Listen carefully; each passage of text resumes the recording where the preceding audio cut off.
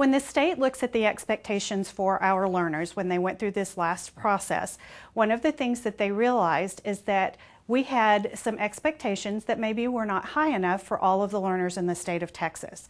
So they looked at the vertical alignment and how they were structured.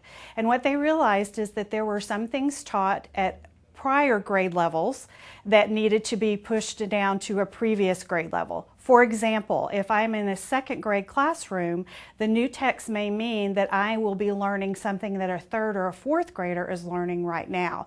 That's what we mean by accelerated, because there are things that will be new to that grade level that had been in upper grades and not included at that grade.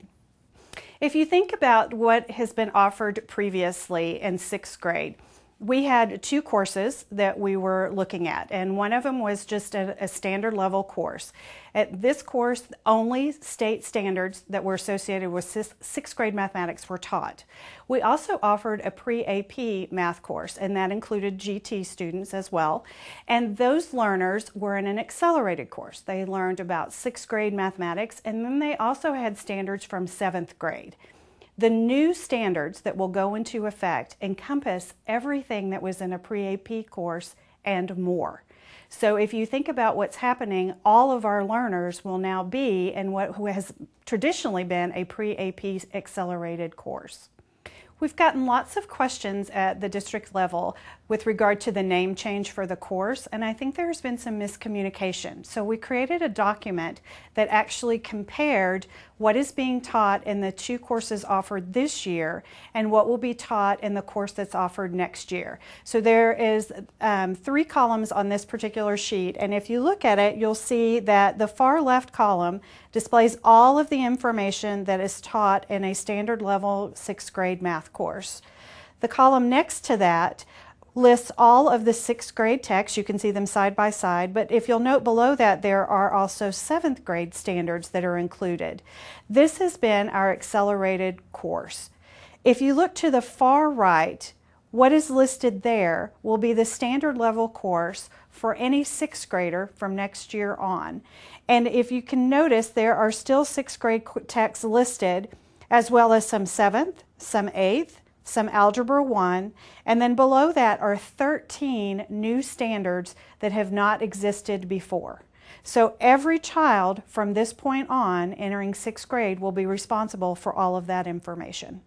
For each one of those letters and numbers that you see, like 61A, 62B, all of those, that represents a student expectation or a math piece of information that a child must learn at that grade level. So when you see them listed, that references the number of new pieces of information a child will be learning at each grade level.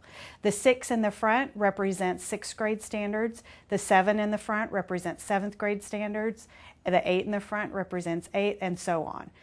There's an additional document that gives you a little more detail about each of the pieces of information that are in that column sheet. And if you look at that particular sheet, you can see there are categories of mathematics for each grade level, and then it shows you the grade across the top that corresponds with that. For each, again, letter that's listed there, that represents a single standard that a student must learn. On the bottom table, it also includes, and in parentheses you'll see there, what new standards those will be referring to. So those were all brand new, they haven't existed previously, that's why they're not able to connect to another grade level. So when you're looking at this document, one of the things you might look at the top part, you see the strand that is geometry, and you'll see 6.6a, b, and c. Those are 3 unique pieces of information, skills, and concepts that a learner must learn at that grade level. In our 2012-13 academic year, we also included the 7th grade text that corresponded in a line, so we could teach them both at the same time. If you look at the 2013-14 year with geometry, you'll see that the new standards are 6th grade included, but they're bringing things down from 8th grade. So that's what that represents. If you look at the number and operations strands on the top for the 2012-13 year, you'll see there are student expectations or standards from the 6th grade text and from the 7th grade text. We were able to teach those together because they were compatible.